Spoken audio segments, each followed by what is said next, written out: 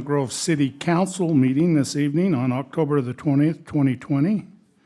And welcome all of our council members. They're all here and present this evening. And a lot of our staff is with us also, our executive staff. And glad to see the people who have joined us in the back.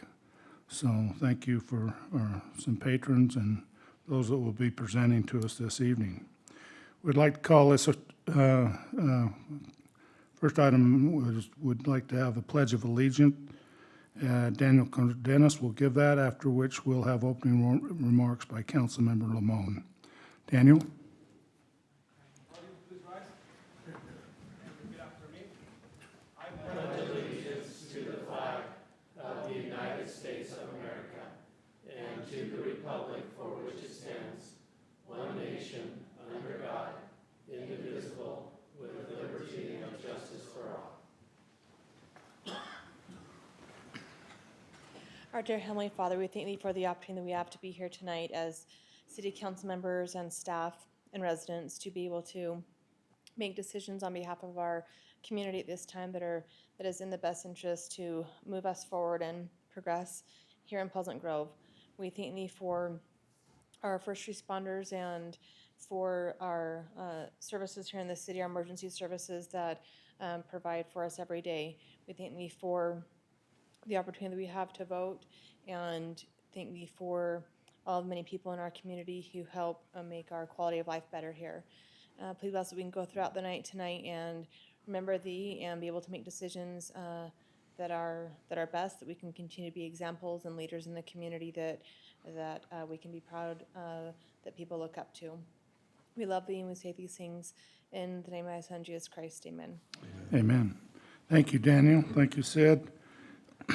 We'll now ask for approval of tonight's meeting agenda, item number 4. I think the only thing we will strike from is the appointment of our city engineer. We'll put that on hold. Yeah, that one will postpone indefinitely. We also need to move item number 4 in our work session down to item number 8 in our meeting under presentations. So noted. So I'd ask for a motion. Move that we approve. Excuse me. Move that we approve the meeting agenda. We have a motion by Councilmember Bullock. Do I have a second? Second. Second by Councilmember Anderson. All in favor, say aye. Aye. Any opposed? Motion carries. Thank you. We do not have any, okay. We'll now go to our open session, number 5, and invite anyone who would like to come forward and speak to the council this evening. Please come forward now.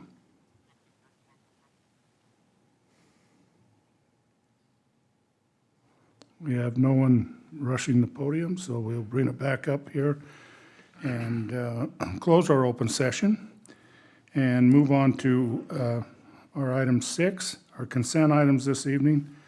And consent item 6B, to consider approval pay request number 1, number 2 to Kodiak Construction for the PRV project.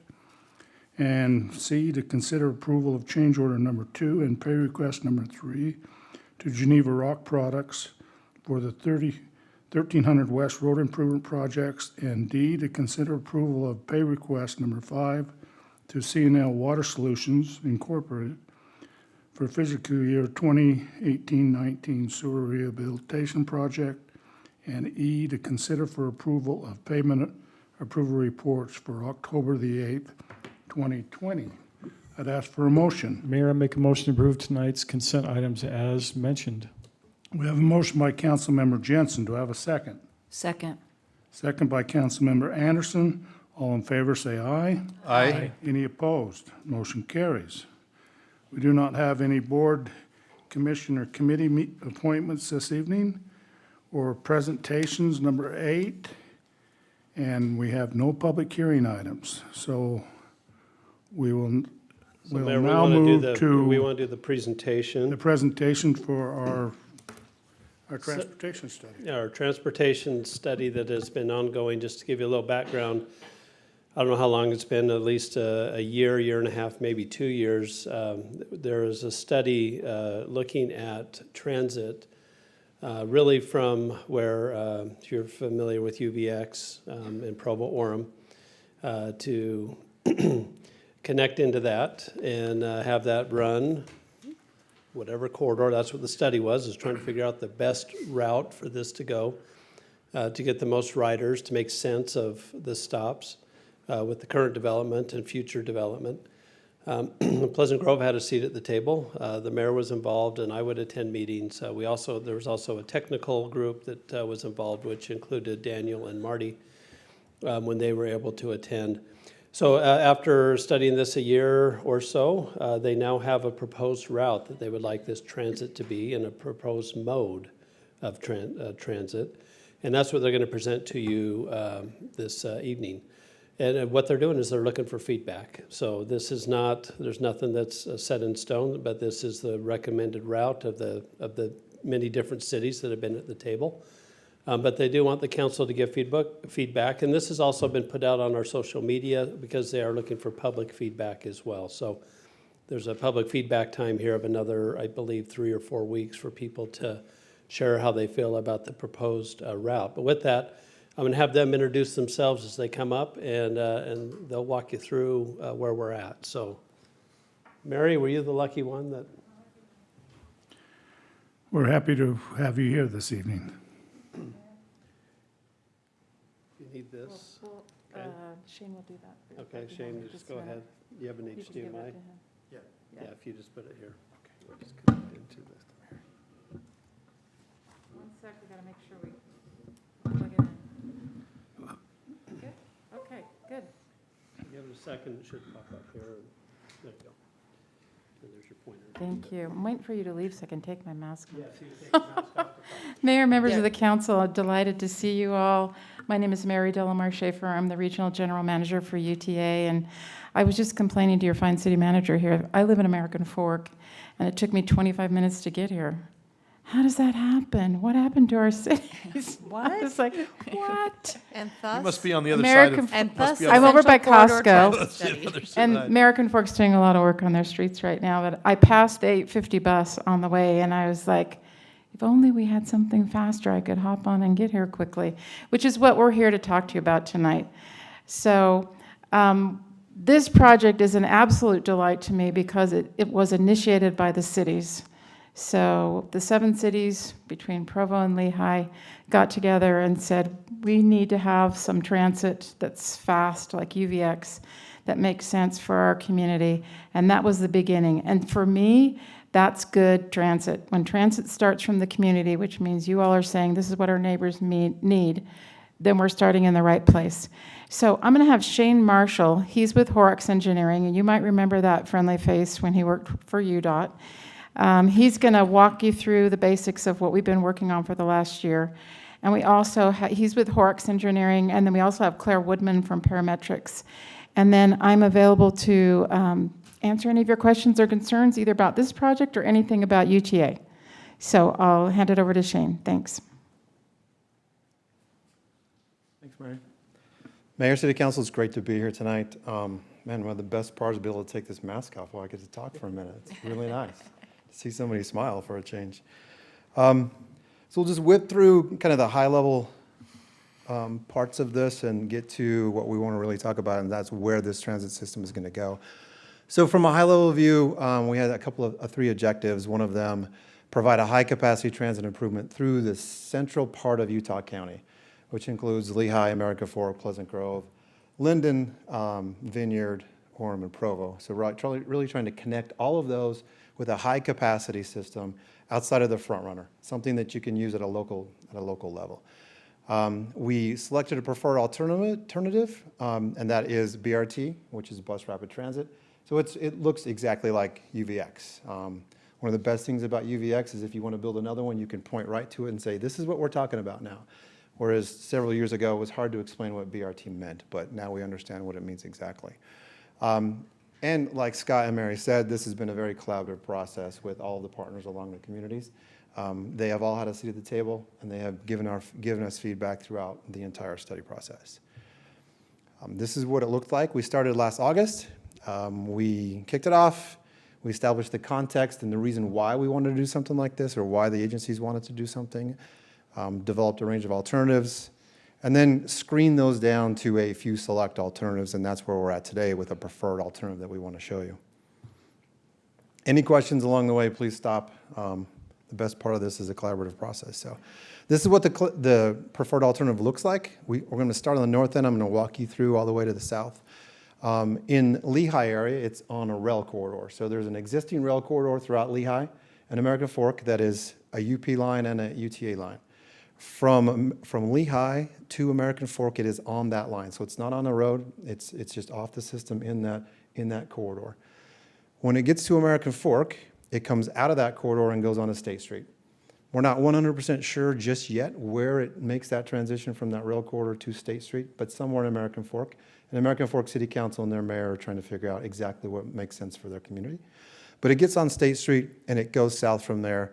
When it gets to North County Boulevard, it comes off of State and goes down and around North County Boulevard. There are 2 stops in the Pleasant Grove area, and then it swings over to Linden, back to State Street, and can continue south to Orem.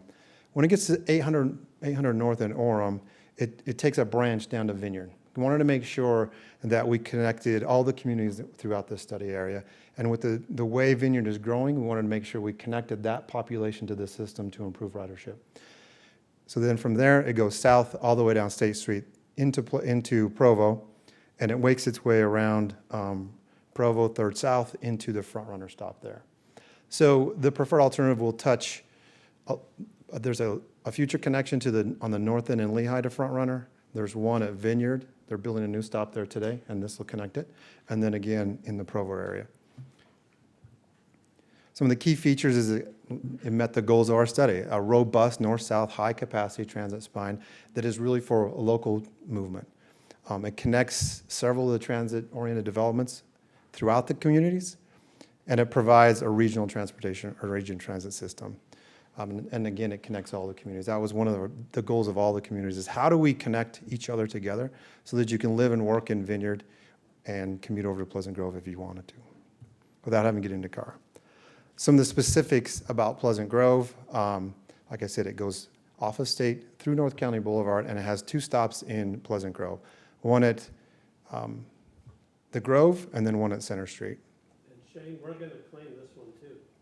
Yeah. It's right on the Okay. border. That's right on the Linden-PG border.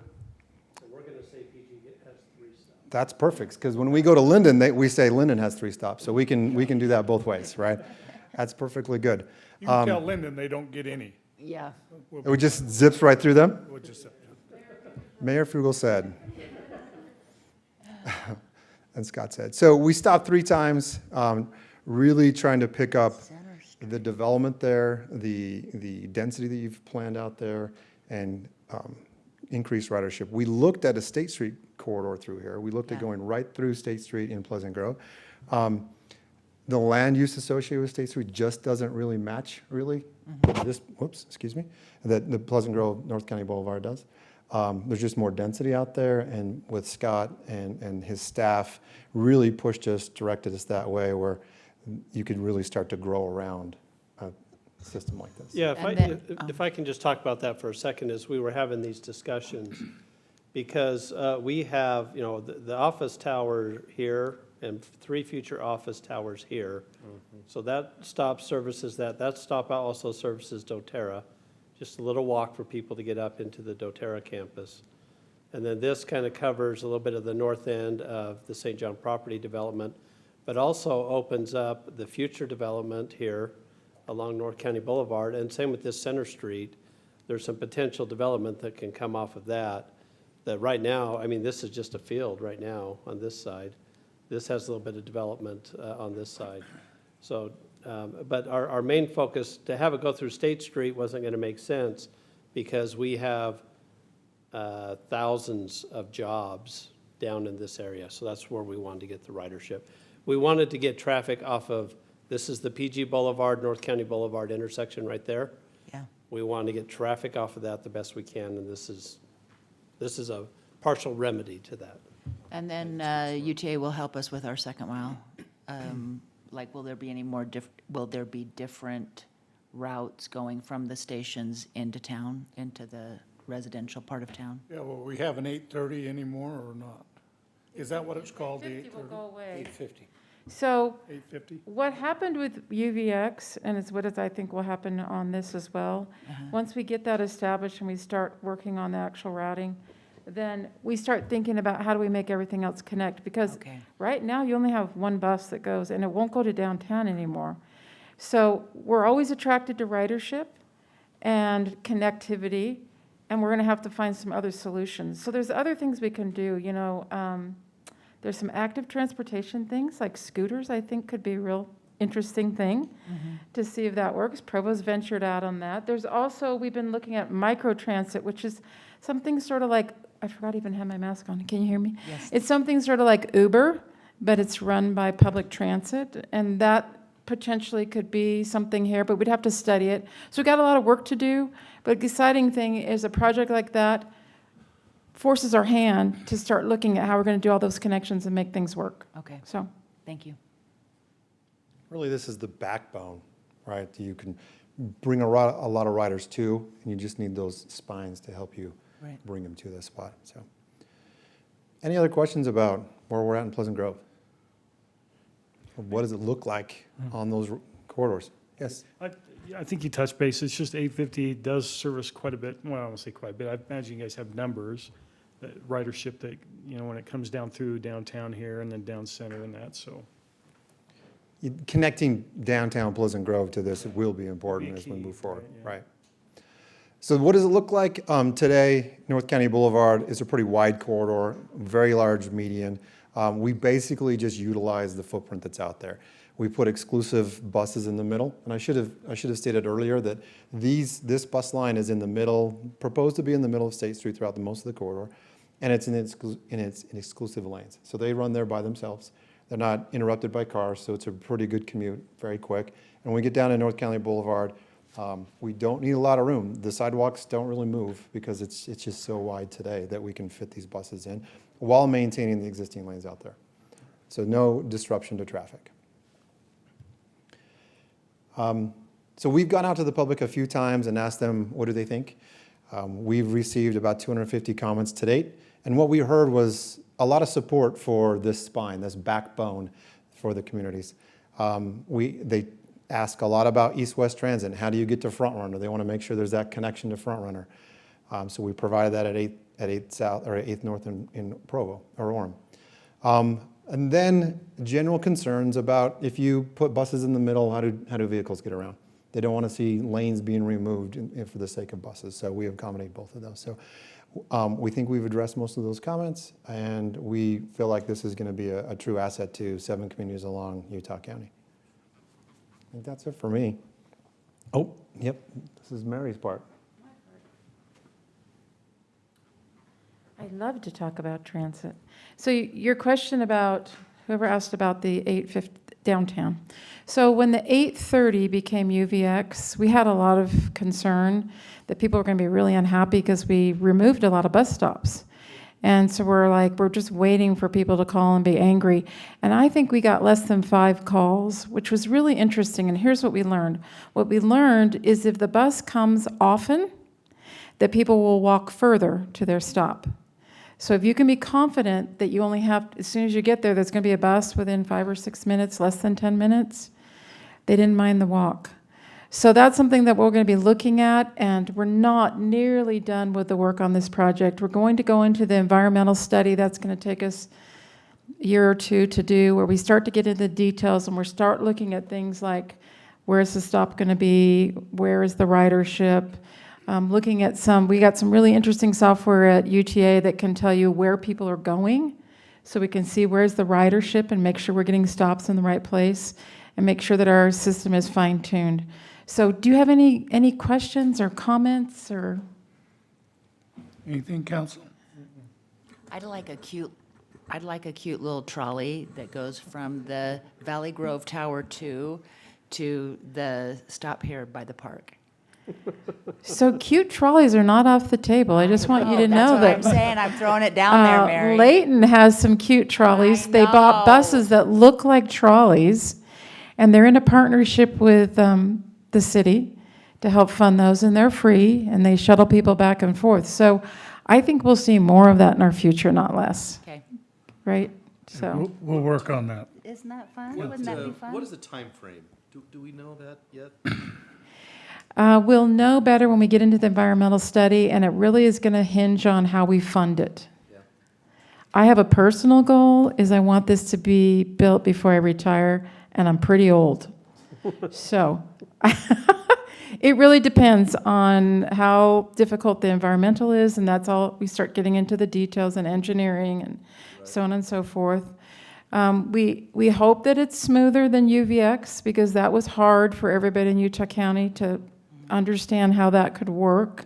And now we can see it and write it and understand that it was a good thing, not a bad thing. Just before COVID, we're hitting about 12,000 boardings a day. To give you some perspective, the 830, which was the bus that UVX took over, was about 2,000 boardings a day. Yeah, it is a unicorn because it works with the two universities, right? And we don't project that high of ridership, but we do project a fairly high increase in ridership. It has to do with frequency and fast. Is it convenient? Can you go there and get it anytime you want? Can you get someplace fast? Right, Mayor? That's right. That's right. Anything else? Anything else for Mary?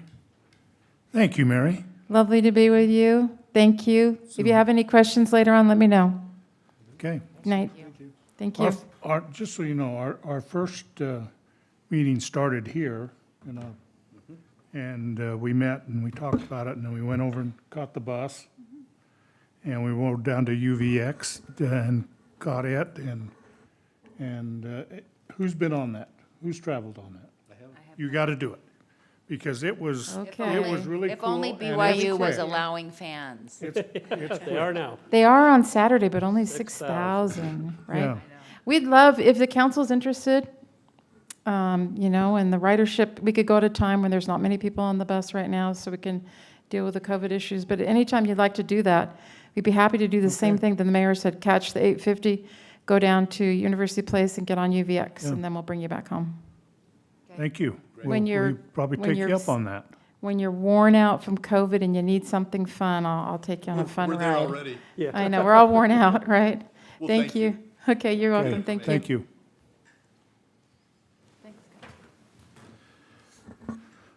Well, that ends our presentations for this evening, and I was just trying to get us out of here, and I just kind of threw them right out the room. So anyway, we'll now do to 10A.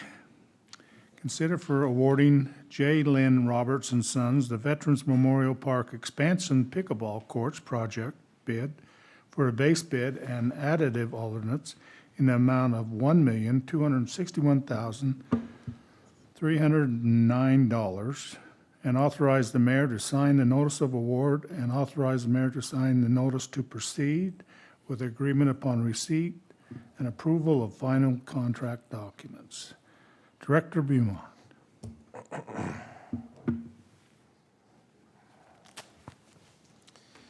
Mayor, Council, I was a lucky one that gets to present this great, awesome project to you. We're excited to see this go forward. I think a lot of people in the community are excited for it as well. I wanted to be clear, so the overall scope of what we're proposing or recommending for award tonight of the project. If you remember in the discussions, we had the 8 pickleball courts in there, and then we looked at the parking lot that was needed for the 8 pickleball courts, and then this little dashed area here was the additive alternate of the additional, I believe, 32 or so stalls that were potentially to be added. Then we have the pavilion up by the swimming pool with the fencing, the new fencing that would go along for the security of the pool. We have a restroom here that is kind of in between the existing Veterans Park building and the pickleball courts. And so what the award would be for all of that, including this area here that is kind of shown as a future phase. This was something at the last minute that we added into the project to make sure that all of the landscaping in the area got done. And so everything up to the boundary of the Veterans Memorial Park, the existing boundary here, sidewalks that connect, restrooms, pavilions, parking lot with the additive alternate here is included in that $1.261 million bid. We put this out to bid, and there were 4 bidders on the project.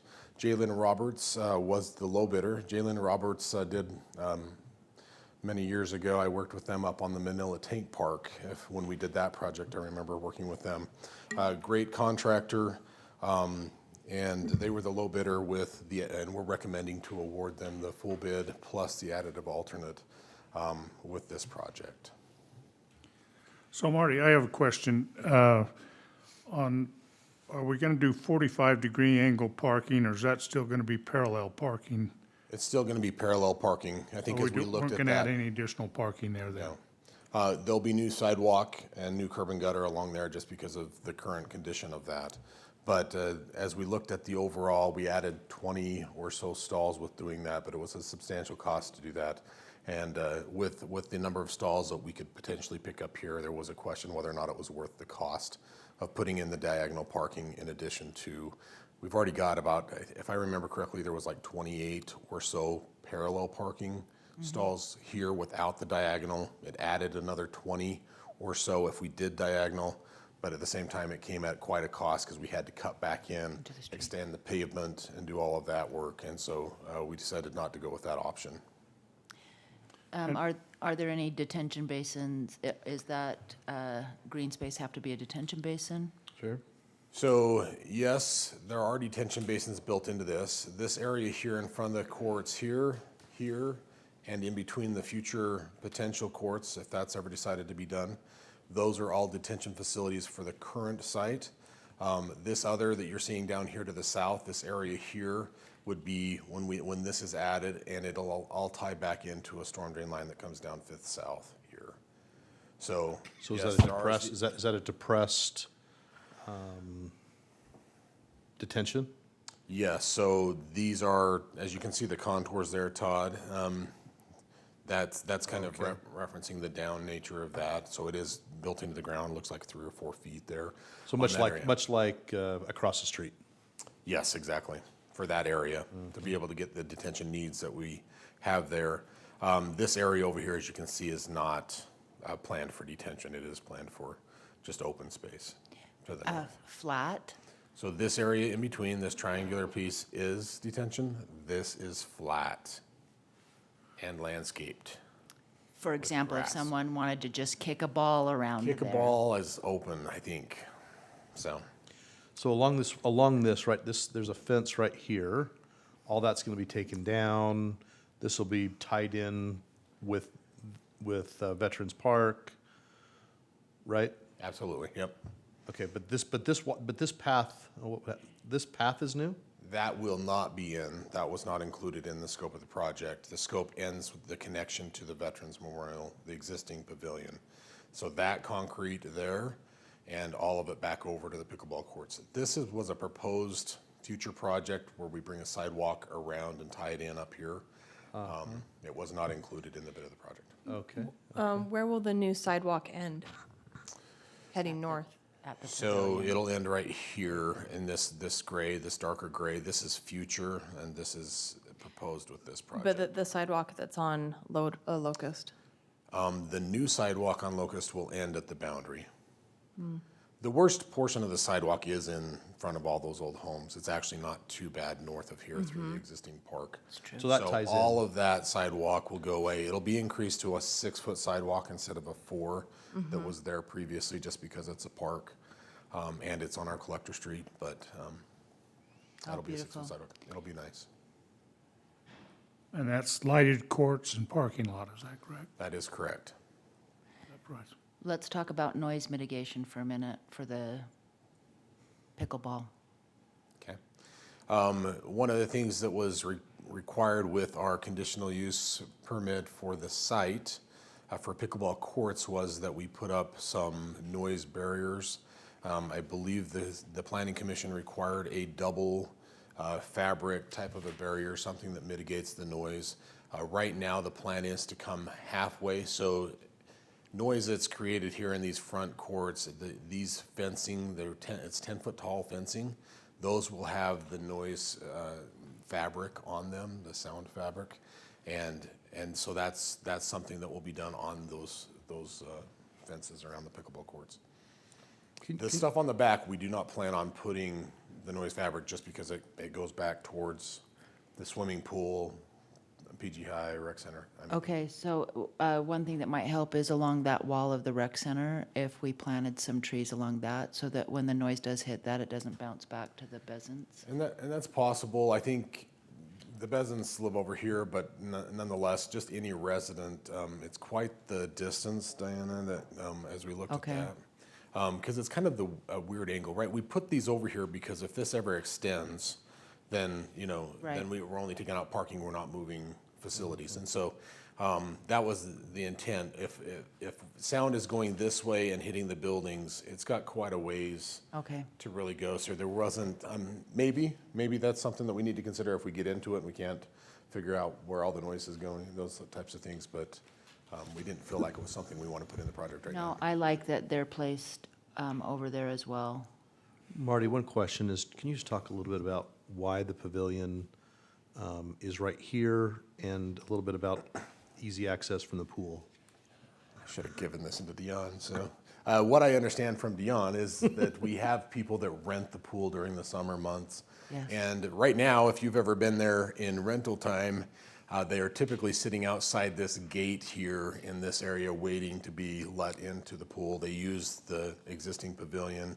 And this gives an option for those that are renting the pool to be able to come here and wait for the pool to be vacated so that they can come in. There is a 12-foot gate here Okay. that will give them access for those that are renting the pool in the evenings. And then another facility that's fairly close and to this other parking lot that could be rentable and usable. So how are we going to monitor that, though, with people coming in and out? Well, The gate's locked until it's Yeah. opened, right? It's only opened if there's a party there and. Yeah, right now, if you rent the pool, you get the pavilion with it, the old pavilion. So we're trying to free that one up. Yeah, that's So good. that if somebody's renting the pool, they're gonna rent that pavilion up there. And then what will happen is that will stay locked so that we can clear the pool when free swim's over. And then we open up the gate, and then those that have reserved can come in through that gate. Okay. So they'll have an opportunity to have their dinner and do what they can, or do what they need to at the pavilion. But when the free swim's over and we can usher them in, then we open that gate and they can come in. It looks like, Otherwise, it'll be open to the public? No. That'll be closed. Oh, the pavilion, yes. pavilion will be. Yeah, so if somebody wants to come use the pavilion at noon on a Saturday, yeah, it's there. They can go up and use it. And it will be able to be reserved any other time of the day, with the exception of if somebody's reserving the pool, then that pavilion comes with it for that evening. is it gonna be a little higher? Is there a little Yeah. grade There's there? definitely some grade there. It's not substantial. It's probably 6 or 7 feet higher than the parking lot. Okay. If I remember correctly, but yes, there's a little grade that'll come up to that. So Marty, will this be on a slope right here? Yes. And It's what's already this, what's this currently- area here? Those are those existing canopies that they have in the swimming pool area. So Oh, okay. and it looks like maybe the canopies are off right in that picture, but those are canopies there that you can come and sit at while you're swimming. So are we removing the existing fence that's around the pool on the west side? So the existing fence actually runs clear down in this area. And yes, that fence will be removed and a new fence will be installed here. It's kind of up on the top. If you've ever went and looked over that edge, I mean, it drops off. And the fence is at the bottom of the drop off. The fence will now be at the top of the drop off, and that kind of landscaped edge will be more into the park area now. And are we able to keep any of the existing trees? Yeah, Dion's went out there and indicated which trees are to remain, which ones some have to be removed just because of the infrastructure that's going in, but there are a number of trees that are able to remain. I don't know if Dion has anything to say on that. Can't remember how many. We lost quite a few on the hill, on the west side, but the majority on the east side. Why on the hill? because of the construction process where we have to come back? The fence and stuff. In order to get all of this grade to work, there has to be a slope, a cut slope through here, and that requires some of the trees to be removed in that area. And so it's just a matter of what needs to be done to be able to get this all to fit on that side with elevations, more than anything. And then there were some trees that we didn't especially want anyways. They aren't the best trees to have. So I think that there were a few of those, if I remember correctly, that needed to just be removed. And then there were others that because of the landscape and the grading, it had to be removed anyways, so. Any other questions for Marty?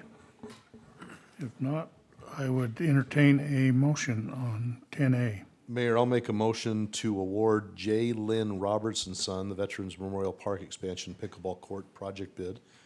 For the base bid, an additive alternate in the amount of $1,261,309.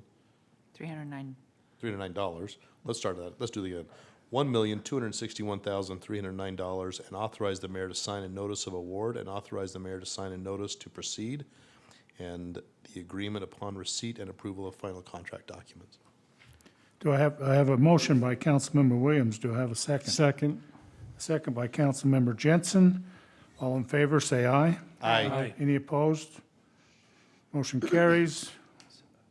Thank you. That's going to be a great project. We'll go to 9B. Really quick, Mayor, so timing, we're having a pre-construction meeting next Tuesday, a week from today. And construction is planned to start on November 10th right now with the contractor. Perfect. If I sign it. Well, that is if. this- Sign it, Mayor. Well, you've been approved to sign it, so. And for those residents that are here, this is coming out of the budget that is the Care tax. care tax, Yeah, well, no, most of it's park impact fee, park impact. and then potentially some care tax and some general fund capital. So a little hodgepodge of the funding for it. Okay. We'll now go to 10B. Consider for adoption resolution 2020-060, authorizing the mayor to sign an interlocal agreement between American Fork City, Cedar Hill City, Highland City, Pleasant Grove City for the Mill Ditch Enclosure Project, providing for an effective date. Director, now I know why E-Mark's here. Yes. Other, you're welcome anytime. All right. So the Mill Ditch project, we've discussed this. We applied for funding through NRCS to get a portion of this this ditch piped. It's part of flood control coming out of American Fork Canyon. That's one of the reasons that that they have kind of let this project be something that could be awarded funding because of the flood aspects of the ditch. But the ditch here currently is opened from the American Fork Canyon diversion, essentially down approximately to this location here. That's what we call phase one of the project. That project was funded and is currently, we're working towards a bid on that project in the next, hopefully in the next month. The second phase of that project is actually a trapezoidal concrete line ditch, and it runs approximately, the total length is 6,000 feet. 3,000 is open ditch, 3,000 is concrete line ditch. And phase two is not currently funded. It's been, the environmental assessments have been done. It can be funded in the future when we decide to move forward on an opportunity for that. But right now, it's just phase one. With phase one, we've been talking about kind of the access and easements that are needed through this, and needed right now. Most of the project is in Cedar Hills. I think all the projects except for one little section that goes into Highland is in Cedar Hills. The ditch is, as far as we know, only prescriptively given, so it's been there for over 100 years, therefore it has the right to be there. And so there needs to be an easement for maintenance and upkeep of this ditch. We're now proposing to put in a 30-inch high-density polyethylene pipe. It's one of those pipes you can just kind of snake through the ground. It's butt fused. It's all fused together, so you don't really have a problem with root intrusions and things like that. And so that is what the project will be for for Pleasant Grove Irrigation Company. This is their facility, and Pleasant Grove City is working on behalf of Pleasant Grove Irrigation Company. We're the major shareholder in the company, but we're interested because it was found that there was about 1,000 acre-feet of water lost through this section of the ditch every year. That's a substantial amount of water, and there's a value to losing that water. It's the water right of Pleasant Grove Irrigation Company, and that water is currently going into the ground, and we want to get that captured and brought back in. With this, there's also currently a water line that American Fork City owns that comes right down the middle of the fairway. And I believe it comes around the pond here and comes down to their tanks. There was an interest of American Fork City to get that line replaced. When they redid the canyon road, the road from up the canyon, they replaced the water line down to the mouth of the canyon, and now need to get those springs to come all the way to their water tanks. And Highland owns, well, it's kind of weird, all the boundaries in here, but portions of this is owned by Highland, and then Cedar Hills owns portions of this. And so we've come into a four-way interlocal agreement between the four cities, Highland, American Fork, Cedar Hills, and Pleasant Grove. And the intent of that is to guarantee that as we go forward with this, we have to have this in place so that NRCS will allow us to bid the project. And it shows that we have the right to put our facilities that were awarded funding for in that location, and we have the right for access and maintenance of those facilities. Highland's involved because our access to get to this actually is around the debris basin that's here. We can come over the debris basin or around it through the American Fork River to get over to this side, and so we needed Highland involved, and that's their party to this, is they give us access easements. And then American Fork was involved because of the water line needing to be relocated. We actually are going to relocate that directly adjacent to our facility, or to the Pleasant Grove Irrigation Company facility. It's going to be in the same easement, parallel the lines, and then come across and tie into that. So it gets it out of the golf course, which was very, what Cedar Hills really wanted to do is get that water line out of there so they don't ever have to dig up the middle of the fairway to put in their water line or repair it if there's a leak or have other issues. So that's kind of the extent of the interlocal agreement. Happy to answer any questions that you might have. Mark Bezant here with Pleasant Grove Irrigation Company is here if you'd have any questions for him. But they've been a great partner in all of this, and we're looking forward to a great project to be able to save some water that comes out of American Fork River. This year was a good example of why that needs to be done. Towards the end of the season, no water was able to be delivered to anybody in the north end, really, because it was pretty much being lost before it ever got into the ditches that could actually carry it. So it really got really low this year. So What does phase two look like? Phase two takes it from this location here, and it pipes the open concrete channel. The value of phase two is more for safety, probably more than water savings. There's always issues with concrete line ditches of maintenance and repairs and things over, it's an old ditch, as well as once those start to leak, the safety of losing a ditch, washing out this hillside and causing damages and those types of things. And so that would be phase two. It's about 3,000 feet of open concrete line ditch that would be removed, and a new HDPE pipe would be installed in that location is what's being proposed. So there, at the end of that purple on Redwood Road Drive, that would be the end of it, the project? Not of phase one, of phase two, but we're only funded for phase one. Right. I believe this interlocal agreement, though, is an agreement for the entire alignment of phase one and phase two, as far as everybody's coming together and understanding that these will be done. Right now, we only need everything to here as far as the project is concerned, because that's the extent of the project. The water line comes to here, the piping of the ditch will come and end here at a diversion structure there. So my question is probably more about, can you see that going through Pleasant Grove? Covering the ditch? Ditch is covered. no. So right now, the open portion of that ditch actually continues all the way down. It's the mill ditch. Yes. So right now it diverts and comes here for most of the irrigation season. When we have high water, They can't divert all that water, and at times they let the water continue down the open portion of that. Goes through a park here, kind of along, there's trail systems through Cedar Hills, and then it comes down through Don Wadley's property, kind of down into Pleasant Grove. There's no intent to, or need to really pipe that portion of the ditch because the water's only there, a limited amount of time. Really during high water runoff is when you'll see it there. Or if there's excess water. Otherwise, it'll all be diverted into these pipes and ditches that are all already piped, so. Okay. Any other questions for Marty? Not? Thank you, Marty.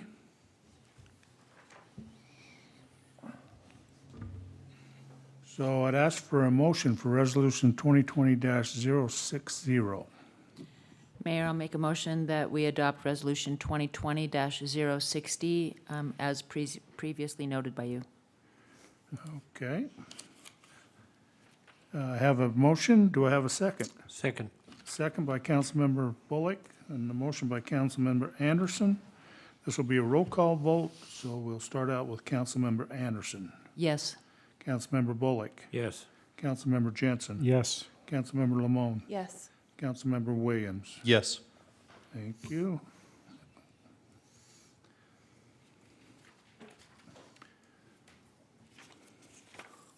We'll now move on to 10C, to consider authorizing the mayor to sign Evermore Park's request for a local consent as required for the state liquor license, and to approve their application for an online premise full-service restaurant liquor license for the Vander's Keep, located approximately 832 South Evermore Lane, Pleasant Grove, Utah. General Counsel. Mayor and City Council, Evermore Park is continuing to expand their services that they're providing to their guests, and they have decided to open a full-service restaurant in the existing building, I believe that's there, the barn area, and the name will be Vander's Keep. It's a little interesting because in order to get a state liquor license for this full-service restaurant, they have to have what's called local consent. So we have to indicate our approval of their application to provide liquor in this full-service restaurant. And then at the same time, in order to save time, because they have a certain deadline they're trying to get this open, they would also like us to grant their local liquor license conditionally based on them completing the requirements that they need to complete that. In your packet, Carol, our business license clerk, has made note of what those additional items need to be. And so when you're making the motion, if you would just please make it conditioned upon completing all of the requirements for the local liquor license before it's actually issued. Does that make sense? And I believe the applicants are here. I saw them in the back of the room if you have any questions for them or if they'd like to come forward and make a statement. Anybody have any questions? No, Ken will probably answer, but I was just looking at kind of a timeline and when the restaurant's going to be open and And the things like that. possibility of good food excites us. It's good to see you all. Welcome, See you, Ken. Ken. Lower the mask here, if that's okay. It's been a while since we've been here. We've struggled, as everybody knows, through COVID and all the challenges over the last, we thought 2020 was going to be a fantastic year and really help us move forward, and we were shut down for about 4 months, actually. So it slowed everything down this year, but we picked back up. We're getting in a much better position to move forward. Worked very hard to get our space ready. There was a lot of demand for food and beverage, not only for the park itself, but for the community in general. As we all know, there's not a lot of full-service restaurants anywhere in Utah County, and so we have a fantastic design, and we're trying to get this open very quickly. It's very imperative that we do that because of the loss of revenue this year. We didn't receive a lot of support from the state. We received some PPP money, so it's critical from a revenue perspective that we expand our operations. We have a lot of support from our base, but then we know that the communities in the area in general are interested in having a full-service location. So we have our first party booked already for the 30th, so that's coming very quickly. We have most of the space ready for kind of final inspections, and we hope to get most of that put together quickly. So that's why we're putting our applications and why we gave such short notice. It's just been a strange year, so. And so this will be a restaurant actually inside of Evermore, correct? Yes, Okay. well, Well, it's in the barn. It's in the outside. It's in the barn, so it's accessible to the public Oh, and the okay. park. Without- So we have an entrance that comes from the park, and we have a main entrance that Okay, so you can is go just either. public Okay. facing. Yeah. And what type of food is it going to be? So we're doing a kind of a Nordic flair to it. We're doing seafood, You had me there. steaks, but we're Wow. also doing vegetarian dishes and Oh, we don't need pretty those. amazing variety. Just a lot of You don't need any influence from kind of, Don't and need no it's vegan. absolutely amazing. We've done all of the taste tests, and we would love to invite anybody out that would like to come to our We soft would love to be a opening, part of so, any taste tests. Yeah, so. Yeah, so when is your first day pending 30th. approvals, obviously, but You know, I know this is crazy, but we'd like to try to get this thing open for a soft opening on the 30th of this month. That's a crazy timeline, we understand. with the but party, we're- with the private party then? That's 10 days. Yeah, with a private party. That's 10 days. And that's actually Brandon Fugel is hosting that, so. All right. And then we're looking at doing sort of a more formal soft opening then the next week. And then after that happens, we'll be, open for the holidays. Lunch and dinner? Yeah, we plan on adding some of that, and we'd also like to do some brunches on Saturdays coming up soon. So it's going to offer an awful lot. Good. We are moving forward to, just as everybody knows, we're also part of the GRID project, which is all part of that whole development.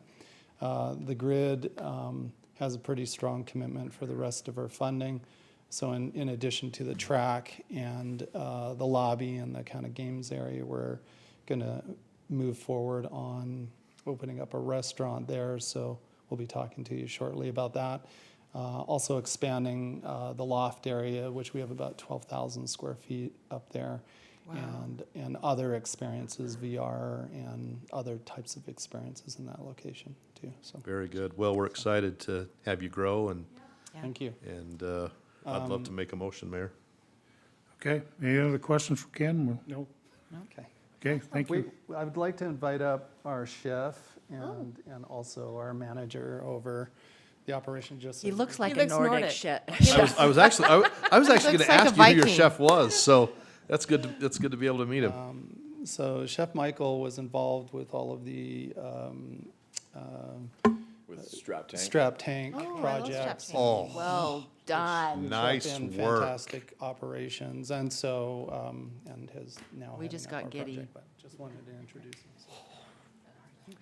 Michael Co-Peters, I'm the executive chef, food and beverage director that Ken's brought on board. He actually came down and headhunted me away from Strap Tank. So I opened Strap Tank, Springville and Well Strap Tank, done.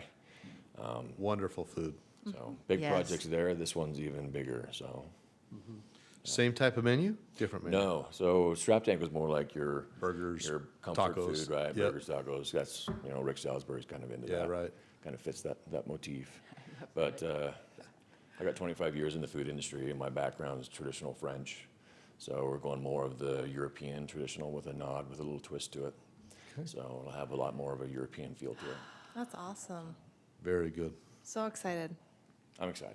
We could have a trolley, just go straight to the trolley to You and this downtown. trolley. Trolley. You may be in your grave before you see that troll. I am going to make this happen. There won't be another restaurant like this in Utah right now. That's what we like to hear. Absolutely like to Great. hear. Oh, Thank you. Good work. Welcome. Welcome to Pleasant Thanks, Grove. Ken.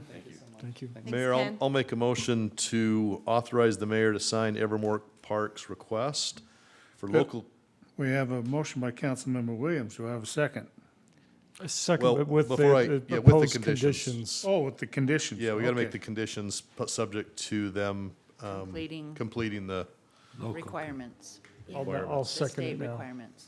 The state requirements? So the conditions are they just need to complete the list that the business license clerk put on there, the health department approvals, get the state license actually issued, complete the training that's required, and a possibility of a fire inspection for the remaining construction. So I make a motion subject to that. Okay. A second, Yeah, again. we have a motion by Councilmember Williams, a second by Councilmember Jensen. All in favor, say aye. Aye. All opposed? None. The motion carries. Thank you, and I will sign that right now. All right, you So, got 10 days. got a lot of work to do. A lot of work. Now Thank you. move to 9D, to consider for adoption ordinance 2020-21, amending Title II, Chapter 2, subsection C, Historic Preservation Commission of the Pleasant Grove Municipal Code, adjusting the number of members of the commission and terms of the chair and vice chair, and approving the Historic Preservation Commission bylaws, providing for an effective date. Thank you. Mayor and council, the Historic Preservation Commission approached me quite some time ago, and they've been very patient. They actually discovered that they didn't have bylaws, and so they prepared a set of bylaws for your approval, which you need to approve pursuant to the local code. And then as part of that, there needed to be some amendments to the actual ordinance establishing the Historic Preservation Committee or Commission with regard to the number of members. Previously, this ordinance required 11 members, and that's very unwieldy for them, and they've had a difficult time actually achieving having 11 people, so they've are requesting that to be modified to 5.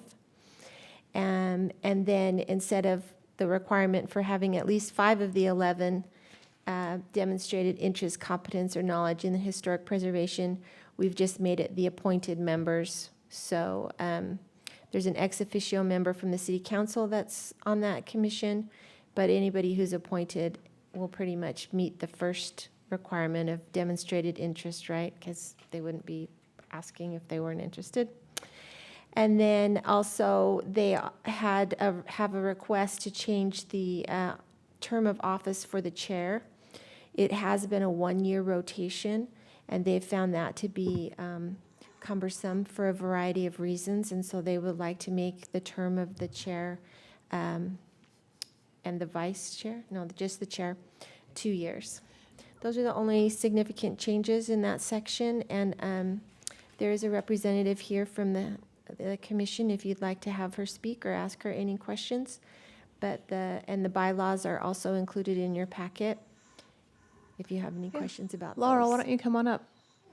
I'd like to propose a change from the 2-year to a 10-year term for Laurel, because she's killing it. With a free trolley ride. Which are free, just yeah, you could- whatever you want, we'll just give it to We'll you. call it change of order here and I would disregard actually love that. I love this job, so I mean, if I wasn't as old as I was, I'd say I could do it for life, but that's We not very love long. that you love it. And she We love does that you love it. So she it's does a 2 great years job. and then Yes. just Yeah. consecutive, and then can you be reappointed for another 2, or how does that work? Well, how we put it wasn't consecutive, like, if I'm at the end of my 2-year term right now, so if I took a break, I could come back again as vice, so it couldn't, or as chair, so it couldn't be am I explaining that right? So I couldn't just say, okay, 2 years, okay, 2 more years, and just extend that out, because that would be defeating the purpose of having a 2-year term. So it's 2 years that are not consecutive, but then I could, or someone could be back in it again if they didn't. Like they a year just took little later? break. Yeah. Or, Understand why a commission appointment can't be consecutive. I mean, if they would like to do it another 2 years and the council's okay with that. It's kind of for our protection. If we get someone in that position who's ineffective, it's a way for us to kind of get some turnover. rotate through. Transition nicely. So if Yeah, they get we've a had loser, some let's issues in the get 'em out. past with that, and so we've found that it's just best to have the 2-year kind of rotation. and on a rotation. And like you said, they can come back after a break. They can stay on the commission. Yeah. Yeah, they just can't be chair. And Or then you could can even you, be vice chair. Like I could, if I wanted to, if at the end of my term, I could be vice chair or the recorder or a different executive committee position so I could still be on the executive committee and still maybe be a part of leadership, but I couldn't hold my exact spot, just for Now, example only. does the chair, can it be a 1 year at a time, or do they have to do the 2 years? We kind of liked, it had been 1 year in the past, and we didn't prefer that because you just kind of figure out what you're doing and then your Right. term's up. So we kind of like the 2 year because that way more continuity, more relationships with the state folks. We just start getting on understanding what they do and how they can help us, and then your time's up. So it felt like 1 year was kind of short term. We've just kind of experienced that in the past with other other past chairs. So 2 years feels like kind of the sweet spot of not homesteading and maybe being ineffective, but also having enough time to really figure out the position and how you can do it most effectively. Okay, so I move you to vice chair at the end of this year, and then you take a year break, and then you come back as chair. I would love it. I love this job. I It know is you do, so and we can fun, tell that you And we've do. got big plans, and darn this COVID derailed some of it, but we've really had, I've had a very It's good so time. awesome. No, you transitioned beautifully during COVID. The messages were still getting out, the education was still getting out, the research was still coming in. I mean, it was, Yeah, we're hoping. Yeah, we did the walking tour book. That was something people Yes. do on their own. And we've got plans too. We've just brainstormed at our last meeting that we've got some COVID-friendly things we're going to start doing, because who knows how long this will take, and we don't want to put our plans on pause for however long COVID takes. So we've got some more things coming down the pipe too, so, yeah. and then what's next on the building? Oh, the Old Town Hall. I just Yes. met with the state architect today over that building, and he actually added some great ideas that we didn't think of. So I've got actually a plan, and Dion is converting it to a construction plan, but I can send you actually, if you'd like to look at a preliminary, just our ideas of what Yes. we'd like done on that. And the next grant, we're going to apply for another grant from the state, and that grant application is due in January. And if we are awarded, which I think we will be, it'll be awarded in April, and so we can do phase 2. On phase 1, we converted the bathroom into an ADA compliant bathroom. You should go over and look Yes, at it. it's just Dion's crew did a amazing. good job on it, and did some mitigation of water problems that was against the foundation that was causing water damage to the north wall, so that's been fixed.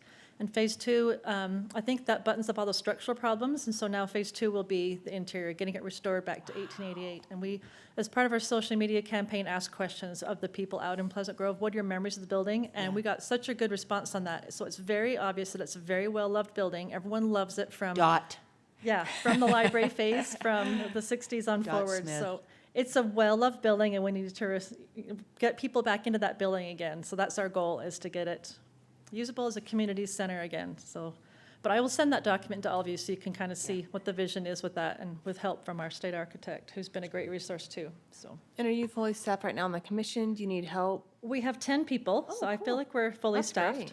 So that's always a fluid number, you know, people, this is the time of year people kind of drop off a little bit, and when we get, because summer's our busy time, and this is when people, sometimes we burn them Holidays up, and- they're like, ugh, Yeah. I'm going. So, but right now, we're doing great. Right now, we've Good. got full 10 people, and that's a very manageable number. Anything more than 10, we get kind of a little unwieldy, but Yeah. 10's perfect, so. yeah, we It is feel a rowdy overstaffed. bunch, so. The scouts. Great. That's Okay. awesome. Well, thank Super you. excited. Thank you, Lo. Oh, Lowell, thank you for so all much you for your do. service. Okay, I'd ask to entertain a motion on ordinance 2020-22. I would make the motion to approve ordinance 2020-21, amending Title 2, Chapter 2, Section C, Historical Preservation Commission of the Pleasant Grove Municipal Code, adjusting the number of members of the commission and the terms of chair and vice chair, and approving the Historic Preservation Commission bylaws, and providing an effective date. We have a motion by Councilmember Bullock. Do we have a second? Second. Second by Councilmember Lamone. This will be a roll call vote. We'll start out with Councilmember Anderson, Yes. Councilmember Bullock, Yes. Councilmember Jensen, Yes. Councilmember Lamone, Yes. Councilmember Williams. Yes. Okay, thank you very much. And it passes. That concludes our public hearing items this evening. Our action items this evening, and now we'll return to finish our discussions from our work session, and we'll turn to our reports from our different directors. We'll start with you, Chief back there on the. We appreciate you having your people here today, Chief Roberts. It's always good to honor you guys and for all the work you do for us. Thanks for letting them come. That was nice. The police department's doing good. Not a lot of exciting things over the last little bit, which is nice. We're about a week away from having the 3 new hires on their own finally. They're doing a shadow week this week, which is their last final week of field training, which basically means the field training officers shadow them. They don't take any action or don't give them any advice. They simply just stand back and watch and let them do their job and see how well they do. And they've been doing great. So I don't anticipate any problems with them. So we'll simply have the new girl in field training. So we'll be full. As far as schedule-wise, we'll be full. We'll be able to reassign somebody to the Utah County Major Crimes Task Force. I sit on the board of directors for that, so it's kind of a big deal that we have somebody back on that. We haven't had anybody on that for about 8 months, and so it doesn't look good when we sit on the board and we don't have anybody on there. And so that'll be nice to have somebody back on that. Our investigations division is spending the week recertifying on their internet crimes against children recertifications, so they can keep doing those, keep working those child sex crime cases, and we're still doing the north end. We still work on Cedar Hills, American Fork, and us, so it keeps us busy. So we're staying busy and trying to stay on top of reports. Chief, there was a marijuana theft, or there was a grove that was discovered, and then somebody. Yes. Does that ring a bell?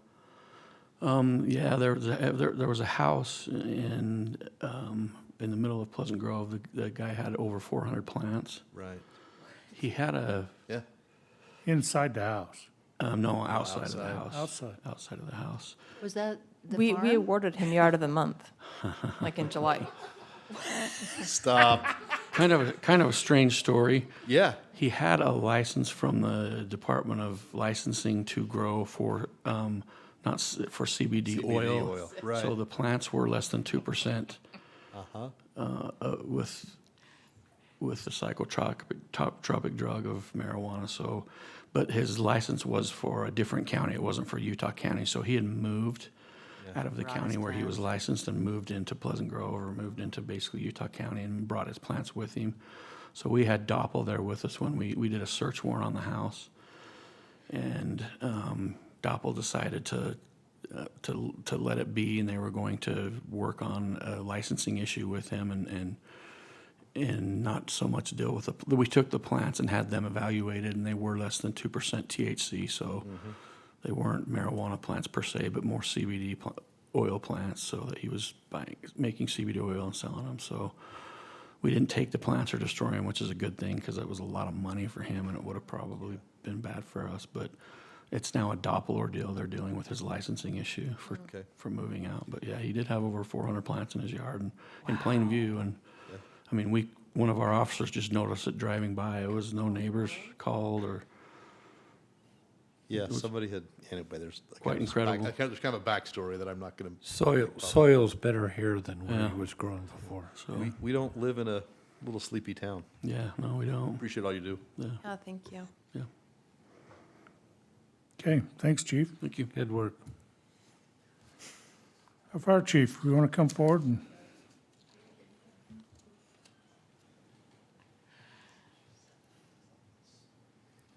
tell us about our latest Orem fire? At least it wasn't Pleasant Grove officers up there shooting at the gun range. True, and that's good. That was good. That's good.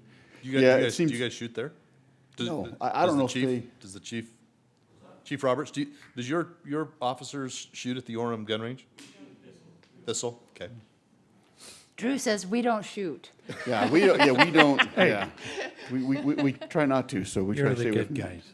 But, everything's doing good. Like I said, this last little fire we had, once again, I was out of town, so I caught it and, You got that figured I out? got it figured out somehow. I don't know what I'm doing right or wrong, but somehow I'm missing these. But those guys did a great job. Chief Gusman was here in town. He took care of a lot of the logistics and got them going and helping out Orem. And our brush truck was up there for, I think, the first couple days, helping do back burns. One of our guys, Zach, Larson was helping do water drops and stuff like that, helping guiding them in. So they did a lot of help. They worked real well up there. They did good, and they're real appreciative. So yeah, just one of those things. Just helping out another city is just like they help us out. So it was good. Fire department's still going great. With Justin Walkout leaving, we did a quick promotion this last week, and we put Kyle Hardy in as he made the captain spot. So Kyle Hardy is one of our new captains, and Eric Nish, our firefighter paramedic that we had, is our new lieutenant that we had move up. So we kind of did a quick little test thing because we've got guys working other places and a lot of part-time, so we didn't want to make sure all their schedules could fit in right. So we squeezed in pretty quick last week to get it done and get everybody's lives ready for the holiday season coming up, basically. So That's awesome. and that, so now our next deal is we'll just do some, we're getting ready for a new hire. We'll put out a list, application to get a new firefighter. And we're requiring they'll be paramedic because we need paramedics. So that'll be our next endeavor, go through our testing, that process. So Drew was telling me that after a fire, the big scare is then what happens when you start getting rain. Yeah. And I don't know what we do, but yeah, it'll be interesting. You know, fire, let's say fire's good and bad. It's bad, but you know, afterwards, I mean, Marty probably knows just as much as I do. You get water coming down some of those places, and yeah, it can mess a lot of different things up between, especially at Provo Canyon, a lot of different things, you know. Yeah. So yeah, it'll be a next little interesting bout come fall or winter when things start happening again, or in spring. So. right now. Okay, thank you. And thanks. Sherry, it's good to have you back. Do you want to have anything else for us tonight? Start raining and snowing like next week. We've actually missed you for the last few meetings. You say that like it surprises you, Mayor. No. He's actually missed me. We do, we always do. miss you. And we're so glad that you're upright. Thank you. Yes, it was just one, but I just didn't feel like being here with COVID, and it was probably a good idea. No, we're grateful. Yeah, thank you. So Veterans Day is coming up, 11/11 at 11. Wow. And if you have speaker suggestions, I'm a little behind the curve on this. If you have speaker suggestions, please let me know. We probably don't really want a huge crowd, so we'll try to keep this one low key. And of course, masks required. It's outside, but we still want masks. So any suggestions, let me know. Scott, what's our state restrictions from the governor on our crowd size there? Well, there's no restrictions on size, other than if you have more than 10 people, then Everybody people has to have a mask are on. required to wear a mask. Okay. Veterans Day doesn't usually get a huge crowd just because people are working that day usually, but. Well, I'm just throwing this out there with the way we are in the county. And really our veterans are the ones that are more accessible Right. to this. If we just cancel for a year, I'm just putting it out there. I'm not, That's yeah, your especially call. when we don't have a speaker already lined up, when we just, You could do a pre-recorded message or something that honors past speakers or past, just honors everything, right? And that could be simply done. That's a good idea, and then just post Yeah. the Yeah, video. I So think we need to do something. we could just. Maybe not gather in person, but there needs to be something. Yeah. I mean, for Memorial Day, I wrote up a little thing, because we did not similar do to a what we did. formal gathering that we posted for that. Or maybe a message of different citizens saying thank you, and we post that on social. Love that idea. So I think there's some things that we can do. Yeah.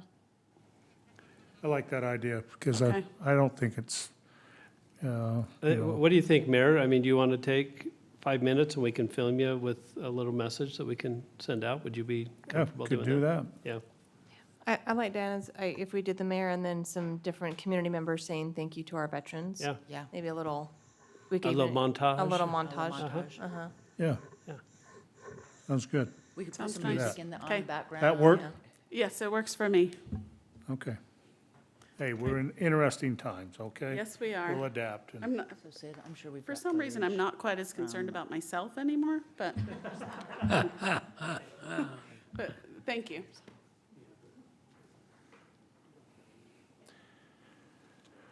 Oh, let's hear from our rec director. Oh, Oh, he's a busy man. well, the pool shut down. How busy can he be?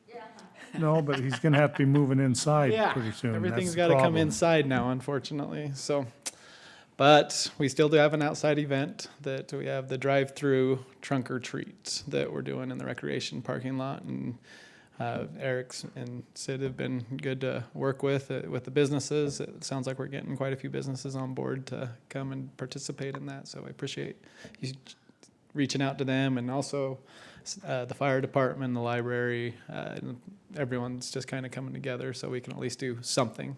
We usually have a big carnival inside, and we're going to try to be as safe as possible and get outside and keep people in their cars and just moving them through, and still trying to celebrate Halloween. So it's going to be Is that on, it's on 31st? What time? Monday, It's on the Monday night. 26th.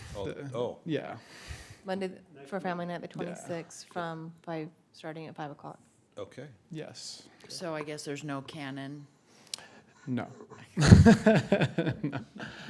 Currently, we have 170 cars signed up for it. Wow. So, yeah. That's And we're awesome. doing 40 cars every half an hour from 5 to 8. So They can, and then did she get the radio station thing figured we out? got the radio So station thing. when so you they can- pull in, they're gonna turn their car on to a radio station that plays Halloween music, so as they're driving through, they hear spooky music, there's gonna be the different businesses and vendors and inflatables, and just make it a really fun scene, so. That sounds so fun. So if we wanna have a table, city council, we could Yeah. go and do that and dress up and, The so. temperature's only dropping to like 38. Are you serious? Yeah. Yeah. For that day? Okay, you know what, never mind. I didn't mean to steer you away, but I'm going to be the We're one in the good. sumo suit. We'll dress as skiers and yeah, be fine. costume, think warm. So, yeah. Other than that, programs are continuing. We just finished with our soccer officially, and then flag football, volleyball. Just everything's continuing. We're working right through it, and have a great staff that's powering through everything. So, Cool. appreciate it. Wonderful. All right, Thank you. thank you. By the way, speaking of soccer, the Pleasant Grove girls team is starting. They're playing right now and they're down 2-0. Okay, never mind. I'm not going to bring that up. Daniel, You could have given me you like know, a. that's one of the first times we haven't had On the you Hawkers present at the first of the meeting. This is Day kind on of a the nice night for you. Daniel, you got 10 days. Yeah. Until what? Stop. That's enough. He'll be busy. I know. Can you Oh. imagine? The last couple of weeks, I've been working with code enforcement, the officer that we have. She seems great. How's that going? She's fantastic. She's great. We have a chance of a new division in my department to get it from the ground. So we start working on. We had some forms that we've used in the past, but we're getting them out of where they were, dust them out, get them ready. Right now we're taking two approaches by area and by issue. Like we're focusing on one issue and we're focusing on one big area. Right now the area we're focusing it's between State Street and 700. So Yeah. yeah, so many of the homes along Geneva Road, and from there to the sites. That's what we're working on right now. One thing that we're doing, and eventually I think I'm like to present after a couple months, before and after, so we can see. I think that's one division that you can visually see the changes. So hopefully we can do that. And yeah, That's a great idea. We're working on something like that. So that's what I have. Okay. Keep up the good work. Thank you. Thank you so much. All right, thank you. Daniel, really quick, were you able to get figured out that we can make sure we're YouTubing planning commission meetings? Yes. When was the last week? Was Wednesday?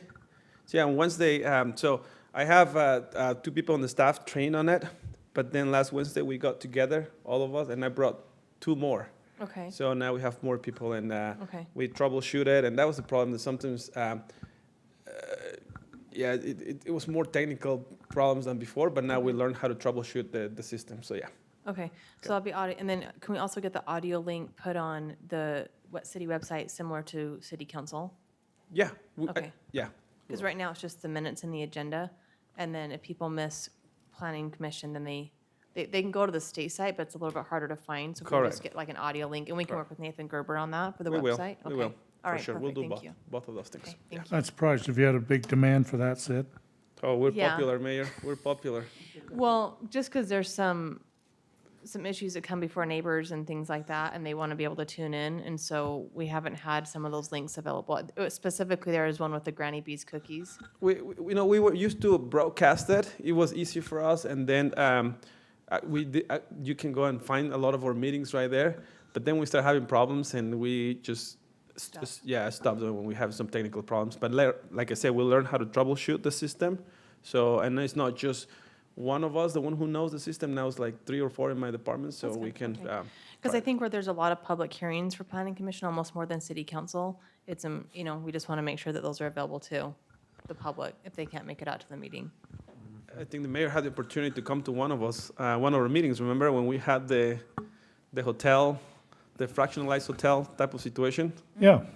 Yeah, they're really interesting. Yeah. I think a lot of public like to come and express their opinion. We'll make sure it gets broadcasted from now on. Appreciate that. Thanks, We used to Daniel. do it, we stop, and we'll pick it up again. Okay, thank you. And hey, I apologize for not coming to my public hearing.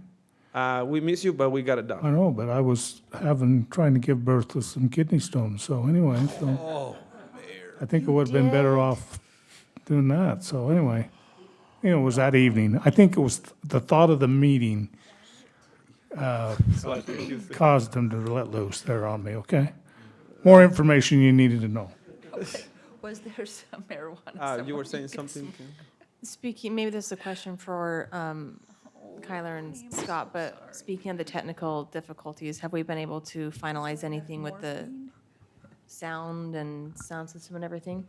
You want to give the update? Yeah.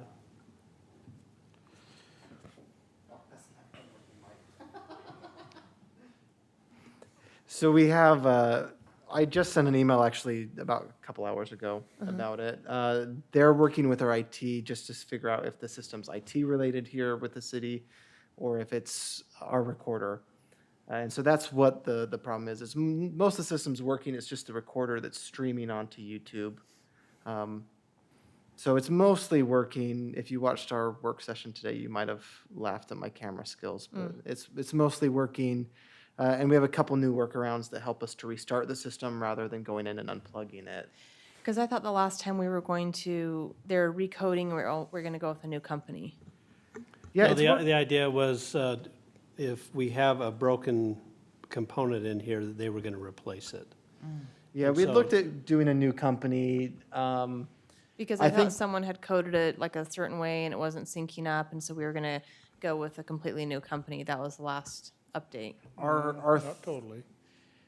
Originally, they told us that the system, there's not a problem with the system, our recorder doesn't have any problems, and I think they've come to the realization that our recorder is just not working the way it should. And so that's what we're in the process of replacing is the recorder, which the recorder is what sends our videos to YouTube, allows us to live stream. And so that's what we're working on right now. When they had said that all of our hardware was working, that's why we were accusing the code. And so it's just kind of been troubleshooting. It's a difficult system to troubleshoot because we only use it twice a month. And when there's someone who comes to troubleshoot, it's working. I mean, it's like a car at a shop. It doesn't always show its problems when someone's there. But like I said, we have a couple new ways to restart the system that have helped it to run much more effectively over the last 2 months. Okay. Anything else, Daniel? Mayor, thanks for, Hey. Today was my first time to do the Pledge of Allegiance in my entire life, so. Hey, what? And You I did an cried. excellent job. It was, like I say, I have my accent gives me away sometimes. I wasn't born here, but this is the land that gave me an education, a job, and a family. So, I mean, I It was, could- it was, it was a I pleasure. and cried. You privilege. could have done it in Spanish if you wanted. Yeah, that would have been fine. Next time. Yeah, next time. Marty?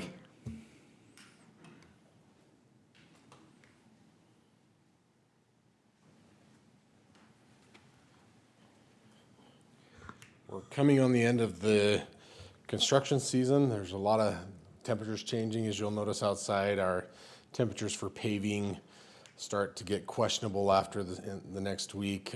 Really, the end of October, usually you start seeing some really cold temperatures. You can usually pave through November, but you have to find the right day at the right temperature, and it becomes a lot more difficult after that point. So we're 700 South overlay project finished up today. They were out striping on my way here to council, so they'll be striping that and getting that put together.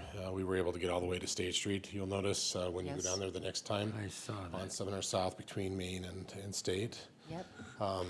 We have finished up the 1300 West project, our final inspection on 1300 West on the south end is completed, and we'll be kind of just finalizing any items there. We are still working on the north end with the development there on getting that reconstructed. Curbing should have went in, or curb and gutter should have went in. Last Thursday I was gone this last weekend, but haven't verified that yet. And then their commitment was to try to be done here by the end of the month with the paving back and opening up the travel lanes in both directions. And they were pretty sure that they would be able to meet that commitment. So that's where that project stands. They still don't have a commitment yet on relocation of the power pole. The power pole's clear on the west side of the road, and so it'll be out of the travel lanes to where they can be able to accommodate that until the pole can be relocated by Rocky Mountain Power. So that project should be coming to a close. Our PRV project, we have a final walkthrough tomorrow on that project. PRV. So the PRV project, we have 4 new pressure reducing valves that we changed. I was just hard, I was struggling with the acronym. PRV, yep, sorry, pressure reducing valves. We replaced 4 of our old PRVs. We actually removed, I think, 6 and replaced them with 4 brand new ones, which is a much needed improvement just to guarantee that those things stay operable. They're pretty important in our system to keep water running. And so we've got 4 of them replaced and are working on a few more for this next year. Let's see, projects have went well, I think, overall, and we're excited for this coming year. We've got a lot more in the works of what we're working on, so more of that will be coming over the next 3 or 4 months as we get ready to bid those and get them out for next year's construction. So Great. How was our experience with Granite? so far, they were great to work with, great with planning, great with notifying. We've had a couple little issues that I was made aware of today on a few little kind of areas that are raveling already. It's just a matter of working on, probably it was a little cold when they were placing that or something, and so we didn't get quite the seal that we're looking, so we'll work with them on those couple of This is on areas that are 7th? having tough, but overall, they've been great to work with, great to coordinate with, and this literally is a week-long project, right? I mean, it's come in, mill it, get it done, and get out of here, so it'll be a couple weeks, and we'll be start to finish on that entire project. It was like a beehive. There were a lot of them. Yeah, Yeah, Well- they got in here with all the workers and got her done. yeah, I don't think Granite's done a paving job for us before, have they? Have they worked for us in the city? They've done a couple. They did our Garden Drive waterline project a couple of years ago. Oh, okay. But that's the only other one that I know of. They're mostly Salt Lake County North kind of jobs, but they bid this one and won it, and they just don't win all of them. Maybe they have to travel more than some of our local stakers in Geneva and Kilgore that are just local. Maybe they have a tough time bidding, I guess, in the same area, but we don't see Granite too much, but they've been great to work with, so. Yeah, they must have been looking for some paving. Granite is a multi-state, but they're out of California. Oh. But they bought out Gibson and Reed. That's who Lynn Walker spent his life working for. Yeah. And so that's Interesting. the Gibson Reed. It's I Granite think the end of the Construction now. season, they had an opening to fill, and they came in and were competitive with their pricing, and were able to win the project, and it was good. It's been great. We haven't had any problems working with them at all. It's good. Any news on First East and that last block? Other than we're still looking at a spring construction, Spring, early okay. spring. So the design, we're getting started on that with PEC. The same engineer is doing it, not the same contractor, but the same engineer will be coming in and doing the final design of that. And that'll be bid probably in February, start construction. I think they were anticipating right around the first part of April. Okay. Hopefully We done for will be strawberry having, days. we will be having strawberry days this year, so. Okay, we'll make Maybe. sure. That should be a fairly quick project itself, so. Maybe. No. Has to be over. All right. Anything else for Marty? Thank you. Irrigation season's over, by the way. The what? The irrigation season, the water's off. Yes, Um, I noticed Things are that. shut down. You say My that with a lawn's gonna twinkle in dry your eye. up. I am I was gonna gonna do? say, this time of year it's supposed to dry up. Yes. I'm in the middle of a landscaping project, and I've got water to my house for a couple more weeks, but no, I'm just joking. Actually, Cheryl wanted to know if she could somehow tie her culinary, never mind. Anyways, no, I was joking. I do not have water at my house. I wish I had it for my Hashtag too project, soon. but I don't either. But yeah, October 15th is when we shut that off, right? Sid, that's what we worked out this year, so. Yes. Yep, thank October you. 15th. I know. Just got to remember every year, so. Well, I'm actually surprised that we had enough water to the end. Well, So- we got some holdback. Yeah. So the good thing is we made some good decisions right at the beginning where we used some of our holdover water. Right. And we used it for the first part of the season, and then the rest of it that was available spilled, and we lose it once Deer Creek Reservoir spills. And so we lost all the rest of that, which was fine. I think one thing that's really helped us this year, working with Pleasant Grove Irrigation Company has been great in these last couple of years. We've been able to coordinate a little bit better on utilization of Battle Creek and Grove Creek as far as the timing that we're able to use those resources. And that really helps us a lot. The last counting was about 2 weeks ago. We still had a good amount of holdover, probably in the 1,000 acre feet range, which was surprising, I guess, to me with the water year we were having. But I think we've made some other changes that are really helping how we manage water and do things a little bit more efficiently. So, but yeah, so we do have some good holdover water. The bad part of that is that Deer Creek is still fairly full. So even a moderate snow year is going to fill and probably spill, to which we'll lose that water. And it kind of just depends on, this year was really dry.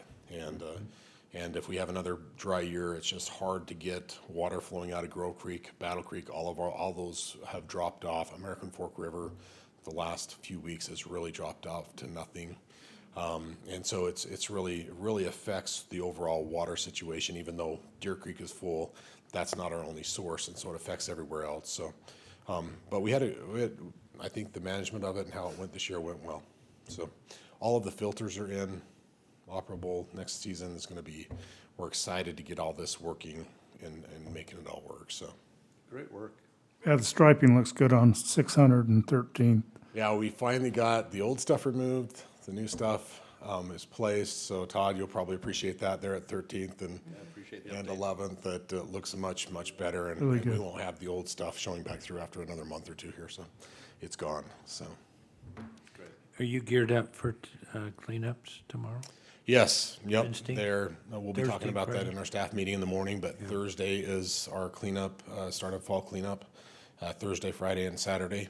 So remind your neighbors, and I guess on Facebook and social media. At the pipe plant, same location, same as what happened in the summer when we did that, so. So you take my green waste? Green waste is still coming. Yep, we'll do what we did in the summer, and that was we kind of chipped through all of the limbs and things of that nature and took it out ourselves as far as hauling it and things of that nature. We didn't put it in the bins, so. What are the Plan- hours on that? Just remind us. I believe it's 8 a.m. to 8 p.m. Okay, Yes. Thursday, Friday, Saturday. Or Wednesday, Thursday, Friday. No. Thursday, Friday, Saturday. Oh, Saturday, good. Okay, Yep. good. So, but not Sunday, so. All right. Great service to the community. I just love that. Thank you, Marty. Thank you, Marty. Great. Dion, anything on our parks? Now that the grass has quit growing, maybe you'll get caught up. Well, Marty turned the water off, so it will stop growing now. Been real busy at the cemetery. We've talked with Scott and Denise. We're gonna go ahead and lay the bottom of E section before we're down to around 200 graves right now to sell. And so we will be bidding out that project next spring to expand. But in the meantime, we're gonna go ahead and lay out the bottom of E, which will give us about another close to 200 lots. So that will just buy a little more time for us. But we've been really busy. I think they've been averaging 10 a week the last 3 weeks. Wow. So it's been crazy out there. We're in the process of winterizing our diamonds, planters, irrigation, culinary restrooms, that kind of stuff. Hopefully a lot of that will be done this week, and we'll be starting Christmas lights next week, so. Other than Speaking of that, Christmas lights, the red ones have been on at the fire department every night. Is there a reason? What's the It reason? represents the fire department, red. so I know that Do they, you wanna they handle that one, or? they were honoring the fallen firefighters. Firefighters Week. Oh, okay, It's National okay. Fallen Firefighters. That's why the flags were out there, and so we had set it up, and probably haven't. Gotcha. I just didn't know if there was something, because sometimes when they're on, if there was something where, like, I don't, there's a holiday. I believe Chief, The only downside is that PG was playing AF and we had the red lights on, so at home. So we just want to be a little bit aware of, no, I'm just kidding. It was during the firefighter week, so we wanted, Smack dab in the middle. yeah, so, And no. and did Follow the Flag plant those flags on the Yeah, it lawn? looked awesome. Oh, so beautiful. I like Sorry, the red. Dion. No, you're good. No, well, I think that's it. Just, it's a Do you, busy season. does the trail close at all? No, Okay, no, and we're really needing some moisture on that. We, yeah. the gentleman that was here, Brian, I think is his name. He's one of the coaches. He was here with Utopia. Yeah. He's one of the coaches, and they were really great when we had the overflow problem up there a month or so ago, and come up and participated and volunteered a ton of time and did a lot of work. And they're anxious to get going, but we just don't have the moisture in the ground to really do anything. So it's got to get a little wet before we can really do work that will be sustainable. Okay. So, but they're still being used like crazy, and I'm imagining with the fire in Orem, it'll just be a higher impact here. So they have those trails over there shut down. Okay. So, okay. Thanks, Dion. Yep. Denise, hear from you next meeting, probably. Yes, you will. Thanks, Scott. Kathy, you got anything else? Tina? Nothing further.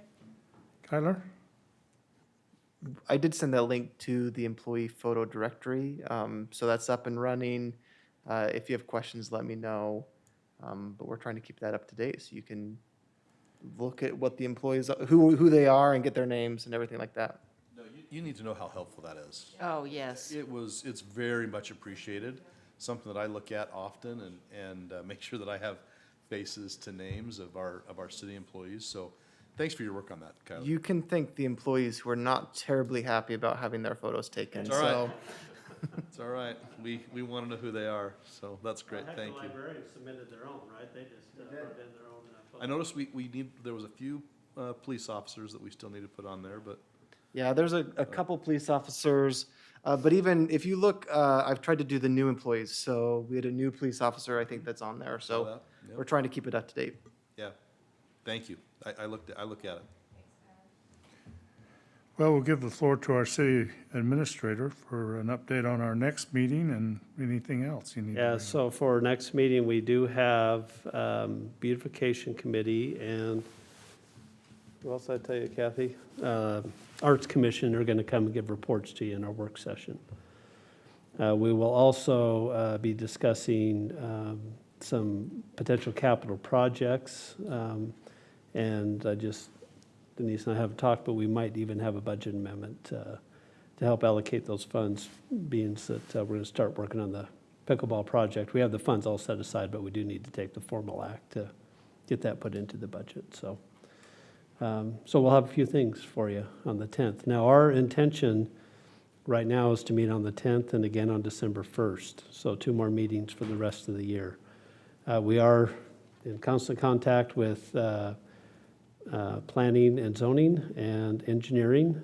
In case something comes up and we might need to have another meeting in there, we'll let you know, but that's the intent, at least as of today, for our future meetings. That's all I have. Okay, sounds good. Councilmember Lamone. Williams. Nope. Anderson. Nope. Bullock. Did Tina go? Yes, I do. You have something. Yeah, so Scott, I have a question. We talked about it in the past, maybe because it's coming up on the end of the year, maybe doing an infographic of, right? We've done some great things this year. Marty mentioned some road projects, library has programs, rec, Yeah, so all the department heads have submitted their numbers to me. Uh-huh. I just need to get them over to Danny. Okay. Instead of doing it the way Lyndon did, which was just one big infographic, we thought it'd be better if we made it look a little nicer and maybe just did 2 departments at a time. Perfect. And then we do 1 a week or 2 a week or whatever, so we have a little bit of a flow there for a few weeks. But no, I just need to get those over to Danny. The department heads have submitted all that to me. Okay. And we have a school board debate tomorrow that one of us is moderating, and they just didn't brag about it. So it's not me. I'm the techie, but someone in this room is moderating it, and so. I wonder who that is. Just, it's cool that we have one of us that is called upon to moderate, so, yeah. But watch it tomorrow night at 7 o'clock. Should be interesting. Who's moderating? Me. Okay. I was going to say, Scott, are you moderating a meeting? No one knows who. I don't know. Maybe it was Dion. I wasn't quite sure. well, that's Wow. So 7 p.m. 7 p.m. It'll be I'll be Facebook in- Live I'll on be in the- St. George 10 and Scott. You can watch it from there. I'm a little worried about him down there. Eric's providing audio-visual. What? Eric's providing Yeah, audio-visual. you'll be, yeah. So, yeah, I think it's on the Pleasant Grove High School's PTA, Facebook page. Facebook page, so watch for it. I guarantee it'll be worth popcorn. So, So the only item I've got tonight was that, after 9 years on the wagon, I fell off the wagon on the kidney stones. Spent 4 hours in the Mission Beach, emergency room, and anyway, it's still ongoing. I'm sorry. So I did have a CT scan today, and they says my bladder looks like a gravel pit, so they have to go. And I did have them blasted a week ago, so anyway, so. how was their service, though? Were they cordial and nice to you? Was the Yeah. California service TMI? good? Really, really nice. They were Okay. really up. It was, that emergency room's funded by Bill Gates, so anyway, so he's done a good job down there. But anyway, just so you know, that I thought I was done with it. So but sorry. Apparently I'm not, so anyway, so. Stop drinking pop. And they're telling me there's a lot more waiting to come home too, so anyway, my life goes on. Stop drinking pop. But I will make a statement, and it's just, most people, sometimes those stones are white, mine are black. So black stones matter, okay? I just want you to know. Well, with that, I'd like a motion to adjourn. So moved. Do I have a second? Second. I have a motion second.